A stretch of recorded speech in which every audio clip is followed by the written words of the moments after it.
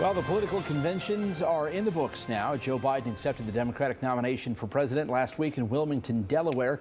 President Trump accepted his renomination on the White House lawn last night.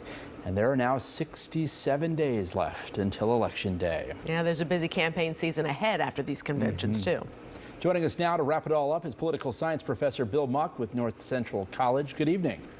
Good to chat with you. Well, let's start with something I know we've all been wondering as we watch these conventions. Were any minds changed, do you think? Well, that's a great question. You know, we don't know how many people actually tune in for this. When I talk to my students, they don't necessarily watch as closely. So I'm guessing, you know, there's people that are interested or watching. So most of the country has probably made up their mind. So for both of these conventions, they're really trying to pick off a few of the moderates who haven't made up their minds, and at the same time excite the base, right? Get those who you know you're going to vote or that are going to support you out to the polls. So it's really about motivation. The debates are next. We know House Speaker Nancy Pelosi is suggesting and hoping that Joe Biden does not debate with the president. Why do you think this is, and what are your thoughts on that? Well, I think it's a terrible idea. I think that what you want to do is you want to have both candidates in front of the American public as often as you can. Let them engage. Now, I know Nancy Pelosi's point is that she doesn't think that Trump is going to engage in a legitimate conversation. I understand that perspective, but the American people need to see the two of them engaging, see an exchange of ideas, be able to measure the two. So, you know, I disagree with Nancy on that. I think it's really important that we have these candidates in front of the American people. And Joe Biden has said that he will debate.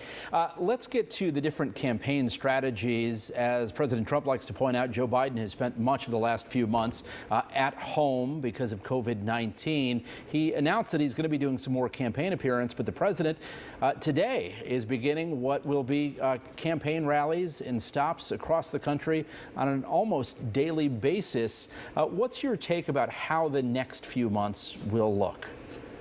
Well, this election is going to be about Donald Trump. So, you know, I think Donald Trump wants to make it about Joe Biden, but the reality is this is a referendum on the past 4 years with Donald Trump. So Biden will be out there. He will be engaging. He'll be meeting with the people, but it really will come down to what Trump continues to do over the next couple months. My guess is that it's going to be an intense campaign. It's going to get ugly.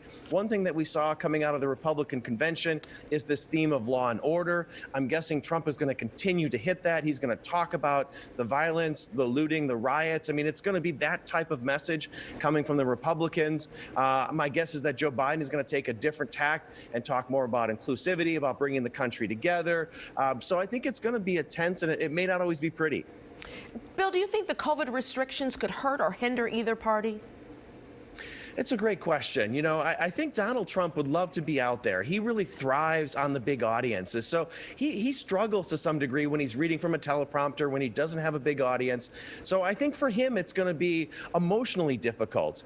And again, you know, Joe Biden just has to be out there enough. I don't think he needs to be doing lots of events. You know, as long as he does the debates, as he gives a handful of speeches, you know, people know Joe Biden. He's been around for a long time. There was a long, extensive Democratic primary. So the voters know about Joe Biden.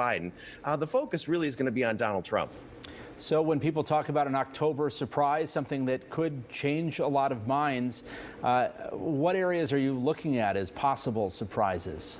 Well, the big one you hear about is whether the Department of Justice is going to release something about the Russia investigation. And that may happen.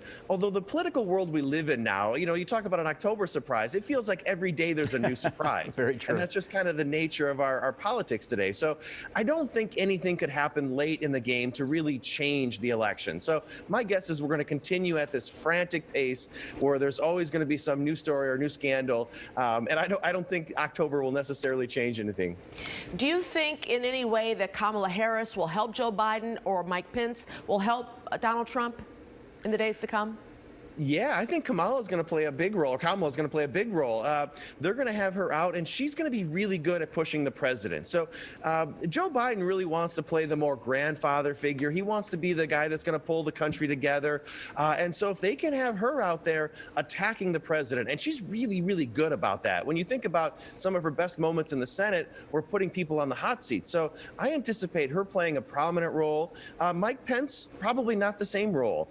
Donald Trump consumes so much of the air, so he'll really be center stage. And so I would anticipate that you're going to see more of the Democratic VP than you will out of the Republican. And when it comes to voting, we're on a different clock this cycle than in years past, because a lot of folks are going to be voting not just a few days early, but perhaps weeks and weeks early.